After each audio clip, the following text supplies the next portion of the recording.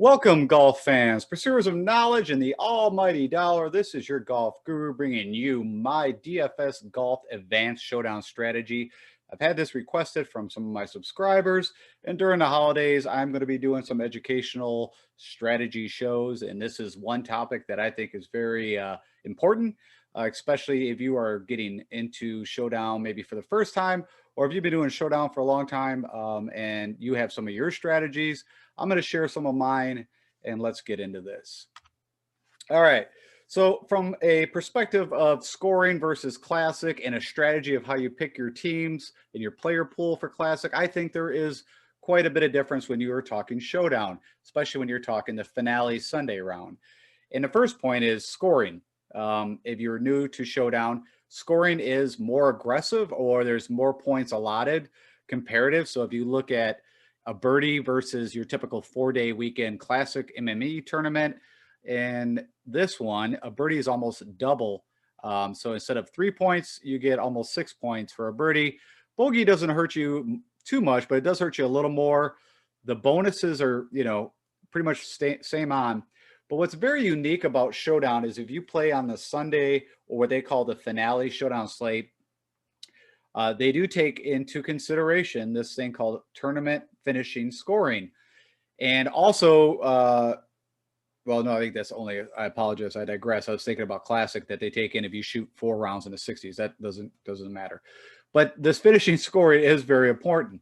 And there is people that or players out there that have a strategy of, well, when I do my Sunday Showdown, I'm just going to try to get as many guys that are in first to 10th place or whatever. So I start out with the most points.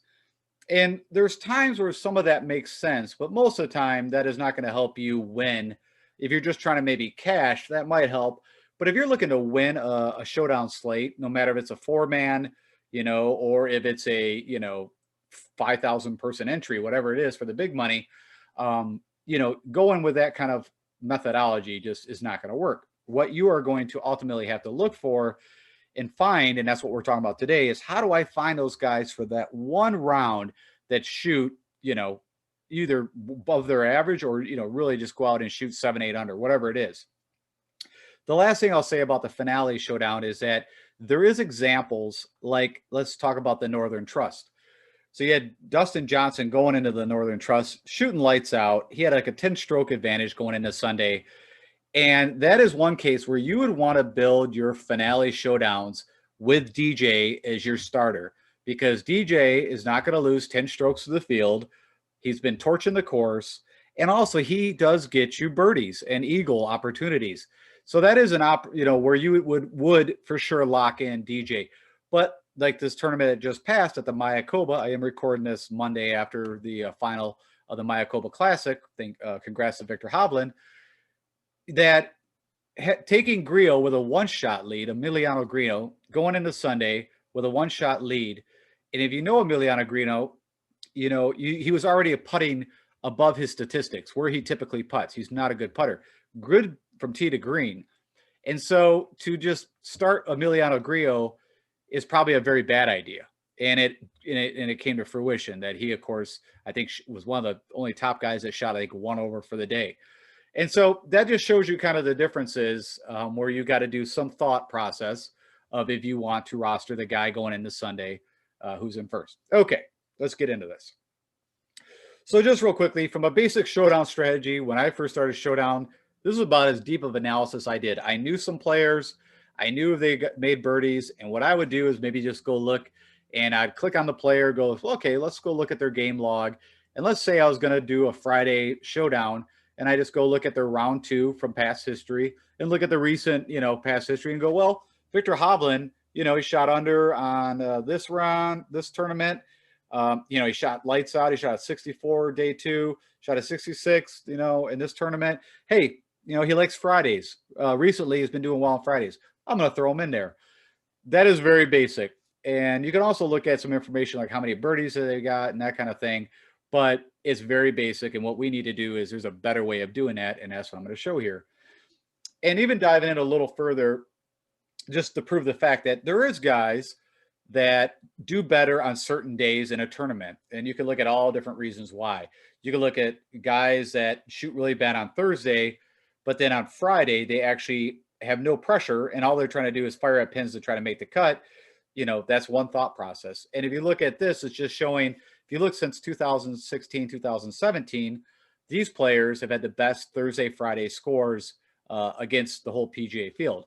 And that, of course, is Justin Thomas, Scotty Scheffler, Morikawa, Webb Simpson, McIlroy, and DJ. So right there, if you have that bit of information, you say, well, for a Thursday, Friday showdown, if these guys are available, I want to plug maybe one or two of these guys in. That's just, a quick, very high level.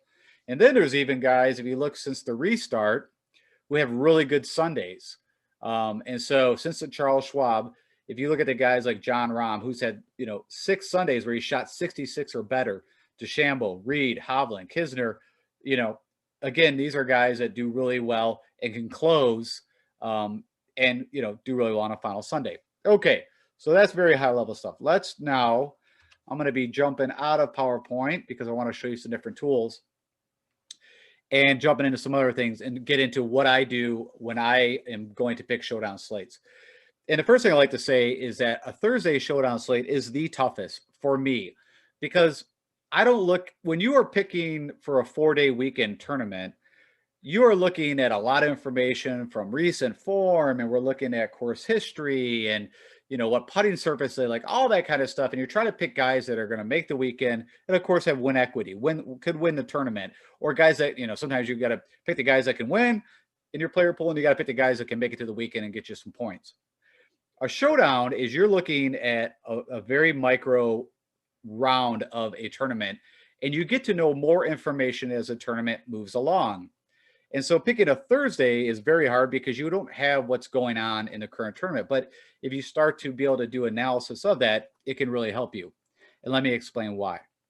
All right, so this information here, this is the Houston Open recently that played, and I'm just using this as an example. Carlos Ortiz won this tournament. And what I do is I start here. And so this would be looking at recent. So if this was the Mayakoba, I'd be pulling up round by round, real-time information and trying to really understand from a stroke gain analysis how players are doing and who's got opportunities to go out and shoot low. Now, even though this is looking at final results, but you can, extrapolate this. So let's say this was on a Saturday and I wanted to know, okay, who's leading off the tee? I could sort and filter. And like I said, the reason why these are in green is because these guys led in each category at the end final results. But I could look at who's doing well off the tee, depending if the tournament requires that. Approach maybe is more important. Let's look at, approach ways. But how I use this to pick my players, or at least to start getting my pool narrowed for the showdown, is I want to look at who's doing the best tee to green, but also losing on putting. And are they typically that bad of a putter, or are they just having an off day? And so if I look at example, Sam Burns, he is leading the field and led the field in the Houston Open, didn't win it because of the putter, but is leading, gaining 11 strokes against the field from tee to green. So he's getting a ton of opportunities to make birdies, eagles. But if you look here the putting, he was losing. And I know Sam Burns is better. He's a good putter. I mean, he typically gains a couple strokes putting against the field on every tournament he plays. So he's just having an off day. But what I would do is then I go verify that, because if you don't know if he is typically a good putter and you want to understand that, you could quickly go to PGA Tour Players Profile. And this is, of course, Sam Burns. I already have it pulled up. Scroll down to where they give you this shot gain information. You click on putting. And quickly, if you go to this little area here, it says total shot gain putting. And it tells you right here, he gains, at least over the last 14 rounds, he's been gaining 2.5 strokes putting, which is a 3-stroke difference. And so quickly, that's a verification point to say, okay, he's having an off day putting. I'm going to look at Sam Burns because he's killing it.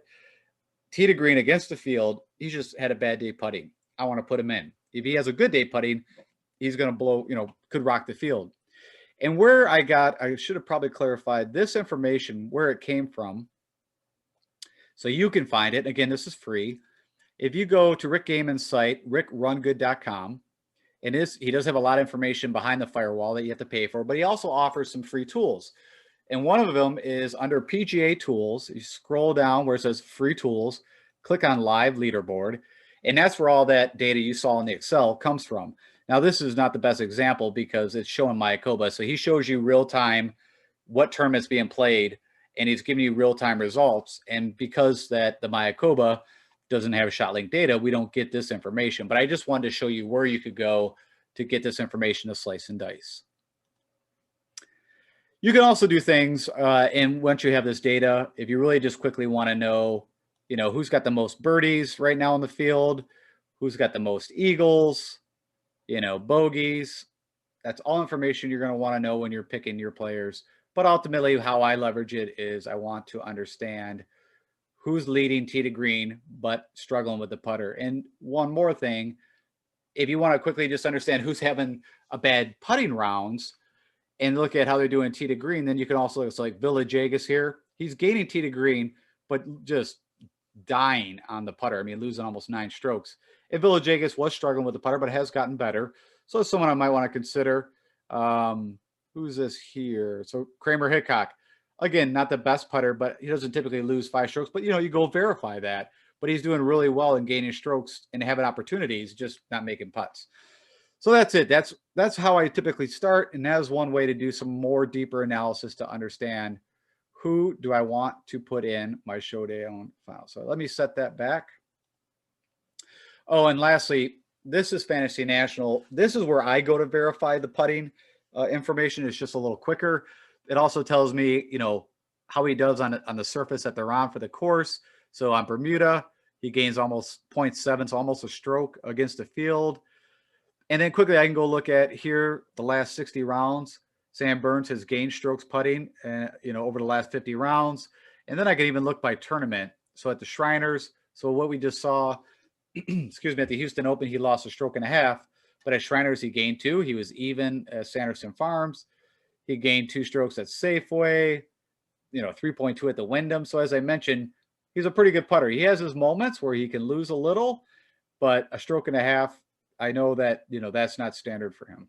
Okay, so that's just one way. Again, that's looking at tee to green, who's leading tee to green against the field, but struggling with the putter and could get very simply the next day hot.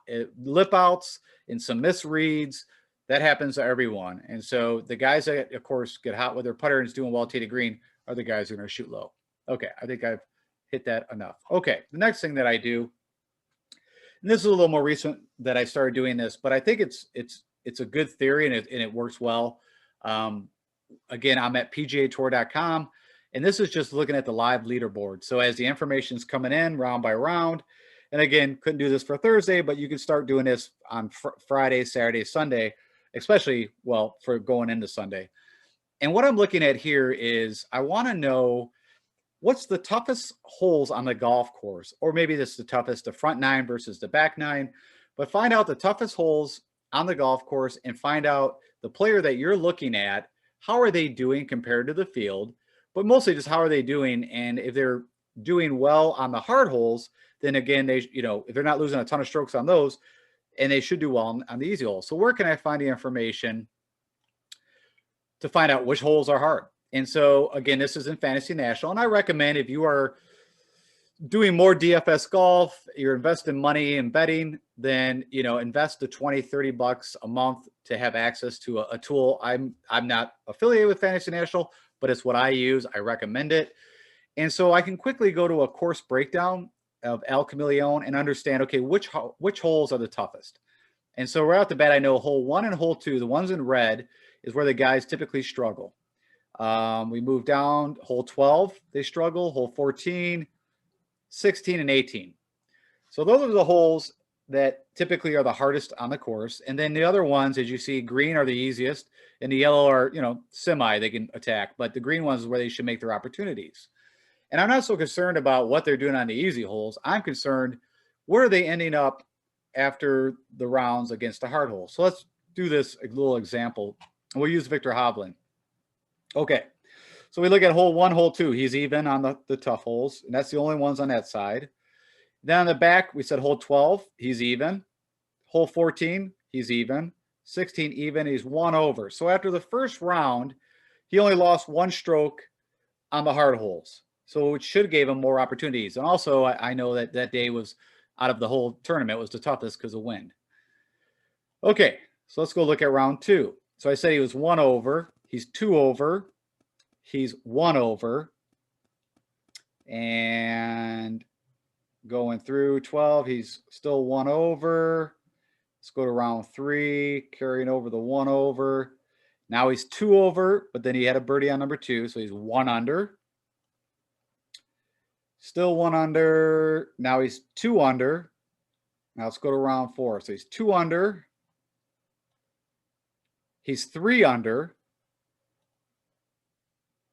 Oh, he lost 1 there, so he's back to 2 under.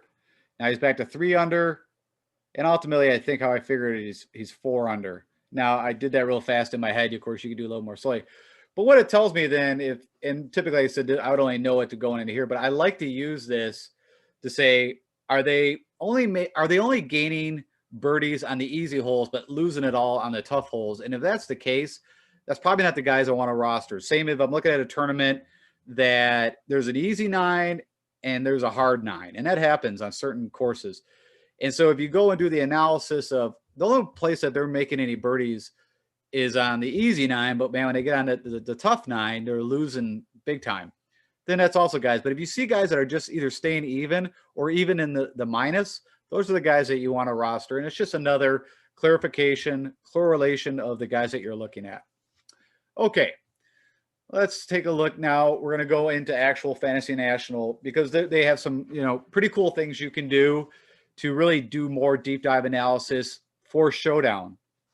And so what this is here is I'm looking at only, actually, well, it doesn't matter. We'll look at round 3. So we're looking at, so if this is Friday night, I'm looking to pick my Saturday Showdown slate. And so I mark round 3. How these guys do just on round 3s over the past, 6 tournaments or 24 rounds. Is the information I want to look at. And I also already created a custom model. And so what I mean by that is that I can pick the things that I want to look at, and I have a Showdown one. And the things that I want to really focus on is how many birdies they getting, how many opportunities for birdie or better. So this would be birdies or eagles.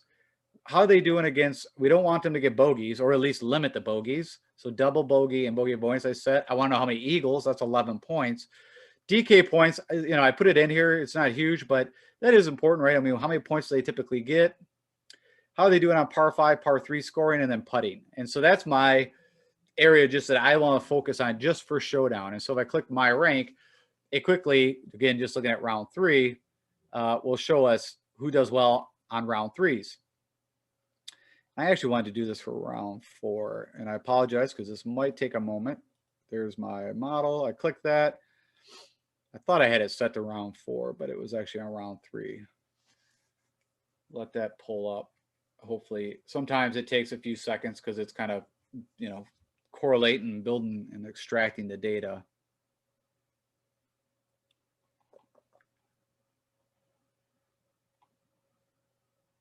Okay, apologize for that. All right. So, because what I wanted to do is I already know where a lot of these guys finished, and so we can see how this actually worked out. Okay, so Justin Thomas ended up being number 1 against these categories that I had weighted. And we know that Justin Thomas only shot, I think he shot 2 under. It didn't have a great Sunday. But Maverick McNeely ended up shooting 6 under. And the reason why I like to show this is that I don't think Maverick McNeely would typically be on someone's Showdown radar. And again, I mentioned that, these are the guys that you need to have in there. So he pops up. Harris English shot 7 under and did very well on Sunday. And he's been doing well on Sundays. Joaquin Neiman did not do that well. But Corey Connors, Abraham Answer, both had good Sundays. I believe both shot around 5 under. Billy Horschel lit it up on Sunday. So he was number 9 in my rank. And, of course, Victor Hovland won. And then Aaron Wise, who I think had the best round, which, funny enough, he ended up, I think, was a 28th. So it shows you that Aaron Wise on Sundays been having that many great Sundays. So it didn't really pull him up, but it did pick a lot of the guys that did well. Lucas Glover did well. Horschel, Connors, like I said, it gives you just a quick understanding of hey, here's a different way to look at, who I want to look at picking for my Showdown slates. And again, you can do that round by round. And so I recommend that you take a look at that. And also, like I said, I think I pulled this up, but this is where you would go. So if you're looking at Thursday, you would have to just go off this right here. But if you're looking at Friday, Saturday, Sunday, you could, of course, do some analysis that way. All right. What else can you use to help you pick better Showdown lineups? And I'm not a big believer that some guys will roster a Showdown slate and they'll pick the guys that are teeing off first because, the old adage of they got pure greens. If it's just on a per greens or pure greens, I don't think that's a good way to roster a lineup, because first off, the guys don't wear metal spikes anymore. So, and they also get to tamp down any imperfections. So if you're looking at that, I'd weigh that. But if you do want to do some more deeper analysis, I think looking at weather and specifically wind, now there is an advantage there. So what I'm showing you here is Wind Finder. There's an app for your phone. I would highly recommend. It's free, but you can also go to windfinder.com, and that's what I pulled up. And I'm looking here, and what you can do is literally pull up the actual area. So this is El Camaleon. This is where they just played the Mayakoba Classic. And you can find the nearest point that's picking up that information, which is this guy right here. So let's click on that. Come on, fire up. I had it. Now it's. Oh, I don't know why it's not bringing, but oh, here we go. Okay. So now I find the point closest to the golf course. And then what I want to do is click on forecast. And what it does then is it's going to bring up, and of course I'm not looking back, but it's showing me forward. I can look at hour by hour. And what I'm concerned about is the wind right here. Here we go. And so wind speed is showing you the bottom is the gusts. So what's the max wind at what time? But really, kind of you're looking between the two. And so if I'm looking at tee times and I say, okay, I've already got guys that I'm looking at. So you already done the analysis we talked about. I look at this as the final thing that I will do is I want to check the guys that I'm going to play and look at their tee times and understand, can wind be a factor in this? I would never start and go, I'm going to look at wind first and then just pick my guys to fit that if there's wind conditions. But if I look, there is an advantage here if a little bit, if they were playing, that the morning guys are going to have less wind, which is typical. But I wouldn't see anything significant here, that would tell me, hey, if you look at the gusts, they're pretty steady over the day, right? They're going to be playing from, 8 a.m. to 5 p.m. Nothing stands out, but that's the only thing else I would do. I would recommend that you check the wind, check the tee times of the guys that you're looking to play. And I think that's it. I think that's enough information that will, give you the ability to have a better chance of picking, again, a Showdown team and players than just, again, picking names. So I greatly appreciate your time. And if you've not already subscribed, I would appreciate that greatly. If you like what I'm doing and there's some value, let me know it. If you could share this, I'd be greatly appreciated. And if there's anything that you don't like, let me know that. And if you have any strategies that you think is pertinent regarding Showdown that I missed, or I'd love to hear. I think the more we share within the community, the more we're all going to do better. So thanks so much, and have an amazing holiday. And I will be putting out some more of these during the holiday break. Thank you.